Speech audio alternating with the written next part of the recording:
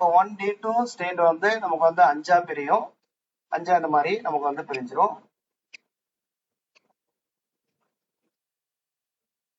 இவருடைய ML values பாத்தீங்க அப்படின்னா -2 -1 சாரி +2 +1 0 -1 -2 இந்த ஆர்டர்ல எழுதிக்கலாம். அடுத்து இதே போல 1P1 அப்படின்ற ஸ்டேட் வந்து நமக்கு தெரியும் 3ஆ பிரியும். என்னோட எம்எல் வேல்யூ 3 எம்எல் வேல்யூஸ் இருக்குது.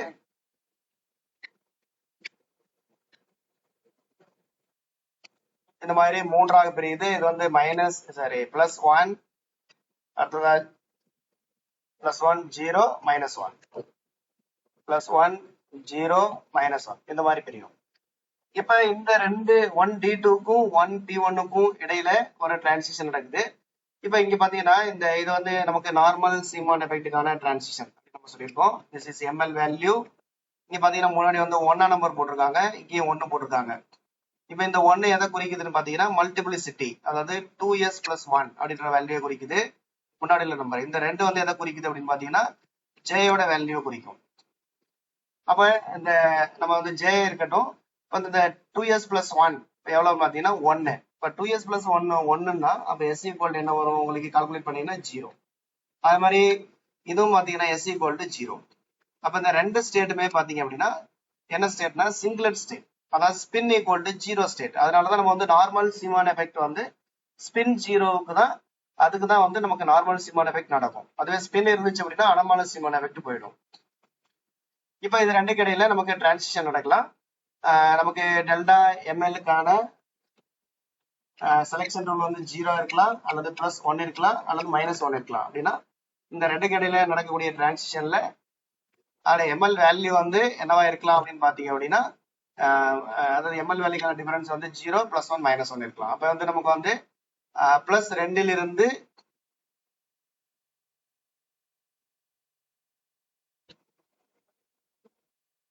+2 இருந்து -1 வரலாமா அப்படின்னா +2 இருந்து -1 வந்துச்சு அப்படின்னா டெல்டா எம்எல் வந்து ரெண்டுக்குமான டிஃபரன்ஸ் பாத்தீங்க அப்படின்னா கழிச்சிங்கன்னா 3 வந்துடும். அப்ப 2 இருந்து 1 அப்படின்ற இந்த டிரான்சிஷன் நடக்க முடியாது.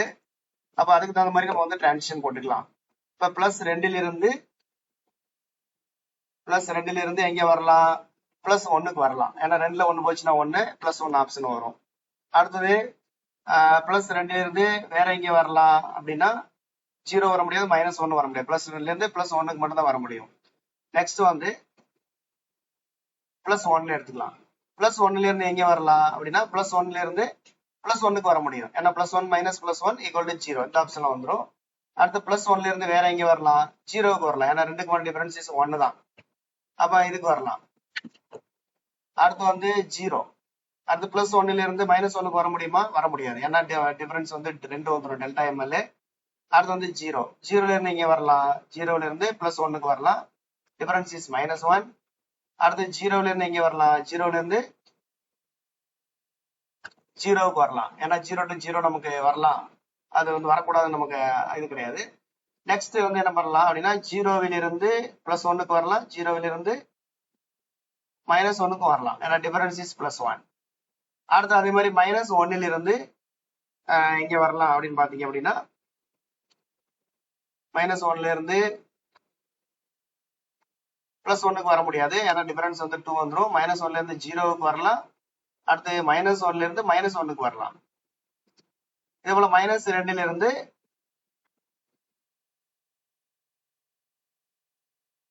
-2 -1 போக முடியாது. -2ல இருந்து நமக்கு எங்க வரலாம்னா -1க்கு வரலாம். அப்பதான் டிஃபரன்ஸ் வந்து -2 -1 = -1 வரும். இப்ப இந்த மாதிரியான இந்த 9 டிஃபரெண்ட் டிரான்சிஷன் நடக்கும். ஆனா இந்த 9 டிஃபரெண்ட் டிரான்சிஷன்ல பாத்தீங்க அப்படின்னா நமக்கு வந்து இன்னொரு கான்செப்ட் இருக்கு. என்னன்னு பாத்தீங்க அப்படின்னா இந்த delta ML value. Delta ML value வந்து இந்த டிரான்சிஷனுக்கான டெல்டா எம்எல் வேல்யூ பாத்தீங்கன்னா 2, இங்க வந்து 1, டிஃபரன்ஸ் இஸ் 1. அடுத்ததுல வந்து இந்த டிரான்சிஷன்ல பாத்தீங்கன்னா +1, இது +1, இது வந்து 0. அடுத்து இது பாத்தீங்கன்னா +1, இது வந்து 0, இதோட வந்து +1. அடுத்து இது பாத்தீங்கன்னா 0 +1. அப்ப இங்க இருந்து கழிச்சீங்கன்னா இது வந்து -1 அப்படின்ற டிரான்சிஷன். நெக்ஸ்ட் வந்து இது 0, அடுத்து இது வந்து 0 0னா 0 டிரான்சிஷன். அடுத்து இது 0, this is plus minus 1. அப்ப இது வந்து plus 1 கான transition. அடுத்து இது வந்து பாத்தீங்கன்னா minus 1 0 கழிச்சீங்கனாலும் minus 1 கான transition.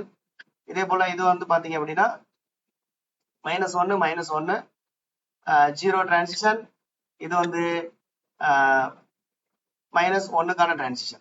இப்ப பாத்தீங்கன்னா இந்த லைன் அது மாதிரி இந்த லைன் இந்த மூணு லைன் பாத்தீங்கன்னா அதனுடைய delta ML value equal to 1. அதே மாதிரி டெல்டா எம்எல் வேல்யூ 0க்கு அதே மாதிரி நமக்கு வந்து 3 லைன்ஸ் இருக்கும். டெல்டா எம்எல் 0ல ஒரு 3 லைன், அதே மாதிரி டெல்டா எம்எல் ஈக்குவல் டு -1ல பாத்தீங்கன்னா ஒவ்வொன்றையும் 3 லைன் இருக்கும். அப்ப ஆக்சுவலா நமக்கு வந்து ஸ்ட்ரக்சரல் லைன் எப்படி கிடைக்கும் அப்படின்னு பாத்தீங்கன்னா இந்த டெல்டா இந்த 3 ஆப்ஷன் கொடுத்துருக்கோம் இல்லையா, அதை ஒவ்வொன்றையும் 3 ஆப்ஷன் கொடுத்துருக்கோம். 1க்கு 3 ஆப்ஷன், 0க்கு 3, -1க்கு 3. இப்ப இந்த டெல்டா எம்எல் ஈக்குவல் டு 1ன்ற அந்த 3 லைனுமே எப்படி இருக்கும்னா எப்படி நமக்கு ஸ்பெக்ட்ரல் லைனா வரும்னா ஒரே லைன்ல 1 மேல 1 தான் வரும். அதே மாதிரி டெல்டா எம்எல் 0 3 லைன்ஸும் நமக்கு ஒரே லைனா 1 மேல 1 வரும். ஏன்னா டெல்டா எம்எல் வேல்யூ மூணுக்குமே சேம் தான். வெவ்வேறு டிரான்சிஷன் ஆக இருந்தாலும் அதனுடைய வேல்யூ வந்து சேமா இருக்குது. டெல்டா எம்எல் வேல்யூ சேமா இருக்கு. அதனால டிஃபரன்ஸ் எனர்ஜி டிஃபரன்ஸ் மூணுக்குமே சேம் தான். அதே மாதிரி டெல்டா எம்எல் ஈக்குவல் டு -1க்கும் நமக்கு வந்து ஒரே லைன் தான் நமக்கு கிடைக்கும். அது அப்படிதான் நமக்கு வந்து சீமான் எஃபெக்ட்ல இந்த நார்மல் சீமான் எஃபெக்ட்ல 3 லைன்ஸ் வந்து நமக்கு கிடைக்குது. இந்த எக்ஸ்பிளேஷன் வந்து நமக்கு அனமாலஸ் சீமான் எஃபெக்ட் எக்ஸ்பிளைன் பண்ணும்போது இந்த ரெண்டுக்குள்ள டிஃபரன்ஸ் வந்து நம்ம உங்களுக்கு அண்டர்ஸ்டாண்டிங் தேவைப்படும். அப்படின்றதுனாலதான் நம்ம வந்து நார்மல் சீமான் எஃபெக்ட்ல எப்படி இந்த டிரான்சிஷன் நடக்குது அப்படின்றத நம்ம பார்த்துருக்கோம். இப்ப நெக்ஸ்ட் நம்ம வந்து அனமாலஸ் சீமான் எஃபெக்ட்டுக்கு போகலாம். இப்ப அனமாலஸ் சீமான் எஃபெக்ட் இதுல பாத்தீங்க அப்படின்னா நம்ம ஏற்கனவே சொன்ன விஷயம் என்னன்னு பாத்தீங்கன்னா ஸ்பின் ஆஃப் த எலக்ட்ரானை இங்க வந்து நம்ம யூஸ் பண்ணி ஆகணும். Using the idea of the spin of the electron. ஏன்னா அனமாலஸ் சீமான் எஃபெக்ட் கொடுக்கக்கூடிய இது வந்து நமக்கு வந்து சிங்குலட்டா இருக்காது. அது வந்து ஸ்பின் இருக்கக்கூடிய ஆட்டமாக நமக்கு இருக்கும். ஸோ அதனால கண்டிப்பா எலக்ட்ரான் ஸ்பின்னை வந்து நம்ம கன்சிடர் பண்ணணும். அடுத்து with the introduction of the spin we have 2 angular momenta. ஸ்பின்னை கன்சிடர் பண்ணும்போது நம்ம வந்து 2 ஆங்குலர் மொமெண்டா தேவைப்படுது. ஒன்னு வந்து ஆர்பிட்டல் ஆங்குலர் மொமெண்டா L, இன்னொன்று வந்து spin angular மொமெண்டா S. Associated with each electron. ஒவ்வொரு எலக்ட்ரானையும் எல்லையும் எஸ்ஸையும் ரெண்டையும் சேர்க்க வேண்டியிருக்கு. அப்ப டோட்டல் ஆங்குலர் மொமெண்டம் வெக்டர் அதை வந்து நம்ம இங்க கன்சிடர் பண்றோம். J equal to L plus S. அடுத்த 2 ஆங்குலர் மொமெண்டத்துக்குமான நம்ம வந்து மேக்னெட்டிக் மொமெண்ட் ஆர்பிட்டல் மோஷனுக்கான மேக்னெட்டிக் மொமெண்ட்டுக்கான formula μL equal to EH/4/m × L. இதே போல ஸ்பின் மொமெண்ட்டுக்கான மேக்னெட்டிக் மொமெண்ட்டுக்கான formula μS equal to 2S × EH/4/m. Actually என்னென்ன அப்படின்னு பாத்தீங்கன்னா இந்த μL ஈக்குவல் டு ஒரு கைரோமேக்னெட் ரேஷியோ ஒன்று ஆட் ஆகும், மல்டிபிள் ஆகும், G × EH/4/m × L. இதுல ஆர்பிட்டல் மோஷனுக்கு வந்து ஆர்பிட்டல் மேக்னெட்டிக் மொமெண்ட்டுக்கு ஜியோட வேல்யூ வந்து 1, பட் ஸ்பின்னுக்கு வந்து GSன்னு சொல்லுவோம், அதோட வேல்யூ வந்து 2. அதனால இந்த 2 நம்பர் வந்து நமக்கு வந்திருக்கு. அடுத்து இந்த μL μS ரெண்டும் சேர்ந்து நமக்கு எதை கொடுக்குது அப்படின்னு பாத்தீங்கன்னா மொத்த ஆங்குலர் மொமெண்ட் அந்த மேக்னெட்டிக் மொமெண்ட்டை கொடுக்குது. அதை வந்து நம்ம வந்து μJ அப்படின்னு எடுத்திருக்கோம். இப்போ அதுக்கு முன்னாடி இங்க என்ன சொல்லியிருக்காங்கன்னு பாத்தீங்கன்னா μL is directed oppositely to L. அதாவது எல்லும் μLம் ஒன்றுக்கொன்று ஆப்போசிட்டா இருக்கும். ஏன் அப்படின்னா இங்க E இருக்குது, E வந்து நெகட்டிவ் சார்ஜ். அப்போ வந்து L வந்து பிளஸ்ஸா இருந்தா μL வந்து நெகட்டிவா இருக்கும், அல்லது L வந்து நெகட்டிவா இருந்தா μL வந்து பாசிட்டிவா இருக்கும். இதே போலதான் μSம் எஸ்க்கு வந்து ஆப்போசிட்டா இருக்கும் அப்படின்றது. μJக்கான ஃபார்முலா வந்து இப்போ நம்ம ஏற்கனவே இந்த ஃபார்முலா தான். μL general formula μL equal to G × EH/4/m × L. அது μS அப்படின்னா நீங்க GL போட்டுங்க, GS × EH/4/m × S எழுதலாம். அப்ப இதே மாதிரி நீங்க μJக்கு எழுதலாம். μJக்கு எழுதுனீங்கன்னா எப்படி μL μS எழுதிருக்கோம் அதே மாதிரி μJ equal to GJ × EH/4/m × J. இந்த GJன்றத லேண்டேஜ் ஃபேக்டர். இந்த GJயோட வேல்யூ என்னன்னு பாத்தீங்கன்னா இந்த ஃபார்முலா நம்ம யூஸ் பண்றோம். இந்த ஃபார்முலா நம்ம ஏற்கனவே நிறைய யூஸ் பண்ணிருப்பீங்க. 1 + J × J + 1 S × S + 1 - L × L + 1 / 2J × J + 1. இதுல இருக்கிற ஜிஎல் வந்து 1, ஆர்பிட்டலுக்கு 1, ஸ்பின்னுக்கு வந்து 2. பட் ஜேக்கு வந்து நமக்கு இது மாதிரியான ஒரு ஃபார்முலா யூஸ் பண்ணி அதுல இருந்து நம்ம கால்குலேட் பண்ணணும். அதுதான் நம்ம வந்து இந்த ஃபார்முலால நம்ம கொடுத்துருக்கோம், வேற ஒண்ணும் இல்ல. இப்ப g is called the Lande g factor. அப்ப ஜெனரலா மியூஜேன்றதை EH/4m GJ அப்படின்னு நம்ம எழுதலாம். இப்ப நம்ம ஏற்கனவே நார்மல் சீமான் எஃபெக்ட்ல இந்த மாதிரி வந்து நமக்கு வந்து எதை மட்டும் நம்ம யூஸ் பண்ணோம் அப்படின்னு பாத்தீங்கன்னா ஆர்பிட்டல் ஆங்குலர் மொமெண்டம் மட்டும் தான் யூஸ் பண்ணோம். அங்க ஜி வேல்யூ ஈக்குவல் டு 1. அதனால மியூஎல்லோட வேல்யூல அந்த ஜி வேல்யூ எந்த ஒரு தாக்கத்தையும் ஏற்படுத்தவில்லை. ஆனால் இங்க நம்ம அனமால சீமான் எஃபெக்ட்ல வந்து நம்ம என்ன பண்றோம் அப்படின்னு பாத்தீங்க அப்படின்னா மியூஜே தான் வந்து நமக்கு வந்து இங்க வந்து டோட்டல் ஆங்குலர் மொமெண்டமா இருக்கு. அப்ப இங்க இந்த லேண்டே ஜி ஃபேக்டர் அப்படின்ற கான்செப்ட் வந்து இங்க 1 வரல, அதுக்கு மேல ஒரு சம்திங் வேல்யூ ஃபார்முலா வருது. இப்போ இந்த ஃபார்முலா பாத்தீங்கன்னா J value, S value, L value பொறுத்து ஒவ்வொன்றுக்கும் சேஞ்ச் ஆகிட்டே இருக்கும். ஸோ அப்ப இந்த அனமால சீமான் எஃபெக்ட்ல இந்த ஜி ஃபேக்டர் அப்படின்றது ஒரு முக்கியமான ரோலாக சொல்லப்படுகிறது. ஏன் அப்படின்னா இந்த ஜியோட வேல்யூ ஒவ்வொரு எனர்ஜி ஸ்டேட்டுக்கும் வேற வேற வேல்யூவே பெறும். அப்போ வந்து அதனாலதான் நமக்கு வந்து அனமால சீமான் எஃபெக்ட்ல வந்து இந்த ஜி வேல்யூ இன்ட்ரடியூஸ் ஆகுறதுனாலதான் நமக்கு அதிகமான லைன்ஸ் கிடைக்கிறதுக்கு ரீசனே இந்த ஜி வேல்யூ தான். அப்ப if the atom is placed in a weak magnetic field, the total angular momentum vector J precesses about the direction of the magnetic field as axis. அதாவது இது வந்து ஜெனரலா உள்ள ஒரு கான்செப்ட். நம்ம ஏற்கனவே வெக்டர் ஆட்டோமேட்டல்ல பார்த்திருப்போம். ஒரு ஆட்டத்தை கொண்டு போய் நீங்க மேக்னெட்டிக் ஃபீல்ட வைக்கிறீங்க அப்படின்னா அதோடைய டோட்டல் ஆங்குலர் மொமெண்டம் என்ன செய்யும் அப்படின்னு பாத்தீங்கன்னா மேக்னெட்டிக் ஃபீல்ட ஒரு ஆக்சிஸா எடுத்துட்டு, இதுதான் மேக்னெட்டிக் ஃபீல்ட் ஆக்சிஸ் அப்படின்னா மேக்னெட்டிக் ஃபீல்ட டைரக்ஷன் அப்படின்னா அந்த டைரக்ஷனை பொறுத்து என்ன ஆகும்னு பாத்தீங்கன்னா அந்த ஆங்குலர் மொமெண்டம் எல்லாம் இருந்தா எல் அல்லது இங்க ஜே அப்படின்றதுனால ஜே வந்து என்ன செய்யும் அப்படின்னா ஒரு கான்ஸ்டன்டான ஆங்கிள் ப்ரிசிஸ் ஆகும். இந்த மேக்னெட்டிக் ஃபீல்ட சுத்தி உங்களுக்கு ஒரு கோன் ஆக்சிஸ்ல என்ன ஆகும் அப்படின்னா நமக்கு வந்து ப்ரிசிஸ் ஆகும். இந்த ப்ரிசிஷன் வந்து நமக்கு எதை கொடுக்குது அப்படின்னு பாத்தீங்கன்னா இந்த ப்ரிசிஷனின் காரணமாக ஒரு அடிஷனலான ஒரு எனர்ஜி கிரியேட் ஆகுது. அந்த எனர்ஜியை தான் நம்ம வந்து டெல்டா இ அப்படின்னு சொல்றோம். இந்த டெல்டா இக்கான ஃபார்முலா பாத்தீங்க அப்படின்னா delta E equal to EH/4m B g m J. நீங்க நார்மல் சீமான் எஃபெக்ட்ல இந்த ஜின்றது வந்திருக்காது, வெறும் எம்எல் மட்டும் தான் நம்ம யூஸ் பண்ணிருப்போம், ஜியை விட்டுருப்போம். இங்க ஜி வந்து ரொம்ப முக்கியமா, ஏன்னா இங்க ஜிஎல் வந்து 1ன்றதுனால அதை நம்ம விட்டுட்டோம். இங்க ஜி வந்து 1 கிடையாது. ஸோ அதனால இங்க ஃபார்முலால ஜி வரும். இதுல EH/4m இன்டு பி அப்படின்றதுக்கு என்ன பேருனா லாரன்ஸ் யூனிட் அப்படின்னு பேரு. It is a unit of energy. Lawrence unit என்னன்னு பாத்தீங்கன்னா it is a unit of energy used for expressing the splitting of the energy levels in a magnetic field. அதாவது Lawrence unit நம்ம எதுக்கு use பண்றோம் அப்படின்னா இது வந்து அப்படியே வந்து ஒரு யூனிட்டா யூஸ் பண்ணிக்கிறோம். இந்த செப்பரேஷன், அதாவது எனர்ஜி லெவல் எந்த அளவுக்கு செப்பரேட் ஆயிருக்கு, எத்தனை செப்பரேட் ஆயிருக்கு. இப்ப ஜிஎம்சின்றது நம்பர் வரும். அப்ப அந்த நம்பரோட லாரன்ஸ் யூனிட் எவ்வளவு லாரன்ஸ் யூனிட் செப்பரேட் ஆயிருக்கு அப்படின்னு சொல்றதுக்காக இதை பயன்படுத்துறாங்க. அடுத்து எம்ஜேன்றது என்னன்னு பாத்தீங்கன்னா நம்ம வந்து மேக்னெட்டிக் ஃபீல்ட்ல வைக்கும் போது ஜே எத்தனையா பிரியும் அப்படின்றது தான் நம்ம எம்ஜேன்றது. அப்ப since MJ has 2J+1 value, MJ வந்து நமக்கு 2J+1 வேல்யூவை கொடுக்குன்றது நமக்கு தெரியும். A given energy level is split up into 2J+1 sub levels with the application of the magnetic field. அதாவது நீங்க மேக்னெட்டிக் ஃபீல்ட்ல கொண்டு போய் வைக்கும் போது ஒவ்வொரு லெவலும் எத்தனை லெவலா பிரியும் அப்படின்னு பாத்தீங்கன்னா அது பிரியறதுக்கான ஃபார்முலா வந்து 2J+1. அதோடைய ஜே வேல்யூ என்னவோ அதை நீங்க இதுல அப்ளை பண்ணீங்கன்னா இப்போ நம்ம ஜே வேல்யூ 1 அப்படின்னா அப்ப 2 × 1 + 1 3 லெவல்ஸா பிரியும். ஒவ்வொரு எனர்ஜி லெவலும் மேக்னெட்டிக் ஃபீல்ட்ல வைக்கும் போது 2J+1 லெவலா பிரியும். அடுத்து இங்க செலக்ஷன் ரூல், நம்ம அந்த டெல்டா எம்எல்க்கு கொடுத்த அதே செலக்ஷன் ரூல் தான் டெல்டா எம்ஜேக்கு 0 அல்லது +or-1 அப்படின்றது. இப்ப நம்ம வந்து என்ன பண்ண போறோம் அப்படின்னு பாத்தீங்கன்னா நம்ம வந்து ஒரு சோடியம் டி லயன்ஸ் அதை எடுத்துக்க போறோம். இந்த சோடியம் டி லயன்ஸ் எடுத்துக்கிட்டு அதை வந்து எப்படி வந்து அனமால சீமான் எஃபெக்டின் படி இது வந்து எப்படி அதோடைய டிரான்சிஷன் இருக்கு அப்படின்றத நம்ம பார்க்கலாம். ஏற்கனவே நம்ம பார்த்தோம் சோடியம் டி லயன்ஸ்க்கு D1 லயன், இன்னொன்று வந்து D2 லயன். இந்த டிரான்சிஷன் வந்து யாருக்கும் இடையில நடக்குது அப்படின்னு பாத்தீங்கன்னா Pக்கும் Sக்கும் இடையில நடக்குது. சோடியம் டி லயனுக்கான நம்பர் பாத்தீங்க அப்படின்னா இது வந்து இதனுடைய மல்டிபிளிசிட்டி இஸ் 2, ஏன்னா இது வந்து ஒரு டபுளெட். ஏன்னா S = 1/2, அதனால வந்து 2 வரும். அது மாதிரி இதுவும் வந்து 2 போட்டுக்கலாம். நமக்கு வந்து 2 இருக்கு இல்லையா, ஒன்று வந்து 2P 1/2, 2s 1/2.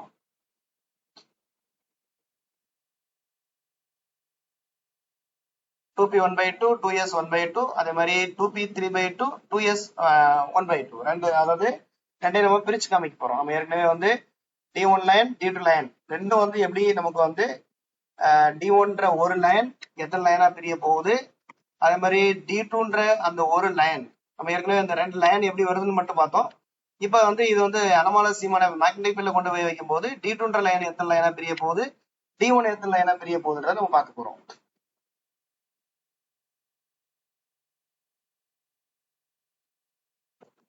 இப்ப கிரவுண்ட் ஸ்டேட் வந்து 2s 1/2. ஏன்னா s1ன்றது கிரவுண்ட் ஸ்டேட், pன்றது எக்ஸிடென்ட் ஸ்டேட்டா நம்ம எடுத்துக்கலாம். இப்ப 2s 1/2 எத்தனை லெவலா பிரியும் அப்படின்னு பாத்தீங்கன்னா ரெண்டு லெவலா பிரியும். ஏன் ரெண்டு லெவலா பிரியுதுன்னா அது j வேல்யூஸ் 1/2. அப்ப நமக்கு 2j + 1 அந்த கான்செப்டின் படி ரெண்டு லெவலா பிரியும். அடுத்து s ஆர்பிட்டல் அப்படின்றதுனால l = 0. மேலும் இது வந்து j = 1/2. அப்ப therefore s = 1/2. அப்ப j = 1/2. ஏன்னா சிங்கிள் எலக்ட்ரான்றதுனால நம்ம s = 1/2, j = 1/2 வச்சுக்கலாம். இப்ப இந்த கான்செப்டின் படி g யோட வேல்யூ, இதுக்கு வந்து g யோட வேல்யூ பாத்தீங்கன்னா 2. 2s 1/2 லெவலுக்கு g யோட வேல்யூ பாத்தீங்கன்னா 2. எப்படின்னா நம்ம அந்த ஃபார்முலா 1+ அந்த ஃபார்முலா நீங்க யூஸ் பண்ணீங்கன்னா, இந்த ஃபார்முலா நீங்க யூஸ் பண்ணீங்கன்னா தெரியும். இஸ் 1+ j வந்து 0, சாரி j வந்து 1/2. 1/2 into 1/2 + 1.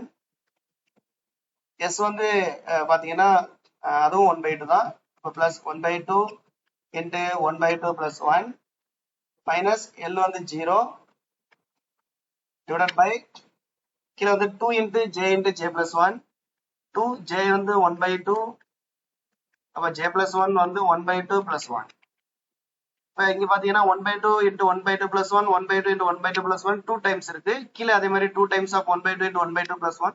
இது கேன்சல் பண்ணீங்கன்னா 1 + 1 = 2. அப்ப s 1/2க்கான g வேல்யூ வந்து 2. மேலும் since mj has 2j + 1 values 1/2 and -1/2, gmj can have the values of +1 -1. இது இந்த கால்குலேஷன் போட்டிருக்கோம். இப்போ வந்து நமக்கு g வேல்யூ வந்து 2, g = 2. அப்போ வந்து இது எத்தனை லெவலா பிரியுதுன்னு பாத்தீங்கன்னா ரெண்டு லெவலா பிரியுது. ரெண்டு லெவலுக்குமான நம்ம ஃபார்முலா படி இந்த gmj நீங்க கால்குலேட் பண்ணீங்க அப்படின்னா gmj for 2 levels. g வந்து ரெண்டுக்குமே 2 தான். 2 into 2 into ஒரு லெவலுக்கு mj யோட வேல்யூ வந்து +1. அப்ப 2 into 1 = 2. இன்னொரு லெவலுக்கான mj வேல்யூ வந்து -1. அப்ப -2. அப்ப நமக்கு ரெண்டு லெவலா பிரியுது. ஒரு லெவலோட gmj வேல்யூ 2, இன்னொரு லெவலோட gmj வேல்யூ -2. அதாவது நம்ம பிக்சர்ல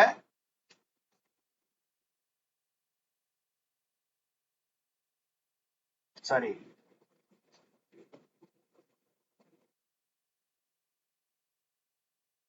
mj values mj values is 1/2 -1/2 equal to 1. This is -1. இப்போ 1 - 1 அப்படி நம்ம கிடைக்கும்.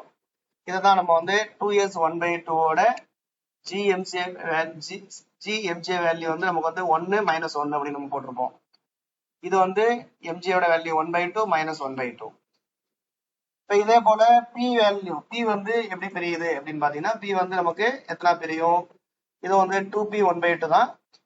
அப்ப இந்த 2p 1/2 இங்க வந்து இங்க 1/2 இருக்கிறதுனால இது j வேல்யூ, இதுவும் j வேல்யூ. j வேல்யூ சேமா இருந்துச்சு, j வேல்யூ 1/2னா ரெண்டு லெவலா பிரியும். j வேல்யூ 3/2 இருந்துச்சுன்னா உங்களுக்கு வந்து 4 லெவலா பிரியும். இதுதான் வந்து கணக்கு. அப்ப இங்க எப்படி s ரெண்டு லெவலா பிரியுதோ அதே மாதிரி p யும் ரெண்டு லெவலா பிரியும். p க்கு வந்து நமக்கு வந்து mj வந்து j 1/2ன்றனால mj வந்து +1/2 -1/2. அடுத்து gmj பாத்தீங்கன்னா இங்க வந்து g வேல்யூ p ஆர்பிட்டலை பொறுத்த வரைக்கும் இதுக்கு வந்து நீங்க g வேல்யூ கால்குலேட் பண்றதுக்கு j வந்து 1/2 எடுத்துக்கிறீங்க. pன்றதுனால l = 1 வந்துடும். நம்ம அந்த இதுக்கு வந்து l = 0 எடுத்திருந்தோம். பட் இதுக்கு வந்து l க்கு பதிலா 1 சப்ஸ்டிட் பண்ணணும்.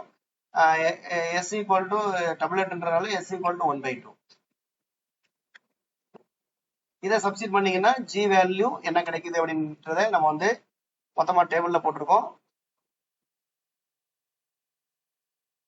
டேபிள்ல 2p 1/2 அட எல் வேல்யூ 1, எஸ் வேல்யூ 1/2,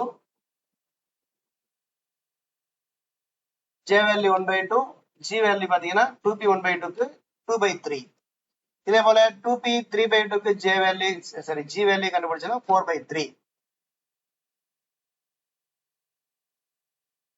இப்போ நாம வந்து டிரான்சிஷன் நடக்கும் போது இப்போ வந்து 2p 1/2 இருந்து 2s 1/2க்கு டிரான்சிஷன் நடக்கும் போது இப்ப வந்து நமக்கு வந்து 2p 1/2 இருந்து 2s 1/2க்கு டிரான்சிஷன் நடந்துதான் நமக்கு வந்து D1 லைன் கிடைக்குது. இப்போ இதை மேக்னெட்டிக் ஃபீல்ட்ல வைக்கும்போது இதே D1 லைன் என்ன ஆகுதுன்னு பாக்குறோம். அப்போ வந்து பி வந்து ரெண்டா பிரியுது, எஸ் ரெண்டா பிரியுது. அப்போ இது ரெண்டுக்கு இடையில நிறைய டிரான்சிஷனுக்கான வாய்ப்புகள் இருக்கு. அப்போ வந்து நமக்கு 4 விதமான டிரான்சிஷன் 1, 2, 3 4 விதமான டிரான்சிஷன் நடக்கலாம். இந்த 4 விதமான டிரான்சிஷன்லயுமே பாத்தீங்க அப்படின்னா அந்த டெல்டா வேல்யூ டெல்டா ஜிஎம்ஜே இதுல பாத்தீங்கன்னா 1/3 1/3 இதுல இருந்து இங்க வருது. this -1. இப்போ 1/3 -1 1/3 -1 பாத்தீங்க அப்படின்னா உங்களுக்கு வந்து 1/3 -1 இது இந்த லைன் பாத்தீங்கன்னா -1/3 -1 அப்போ -1/3 +1. அது மாதிரி இந்த செகண்ட் லைன் பாத்தீங்க அப்படின்னா +1/3 -1 +1/3 -1. அடுத்து இது பாத்தீங்க அப்படின்னா -1/3 -1. இதுல பாத்தீங்கன்னா 4மே பாத்தீங்கன்னா வேற வேற டிரான்சிஷன்ஸ். 1/3 +1 நம்ம கால்குலேட் பண்ணோம்னா 3 4/3 4/3. இது பாத்தீங்கன்னா 2/3.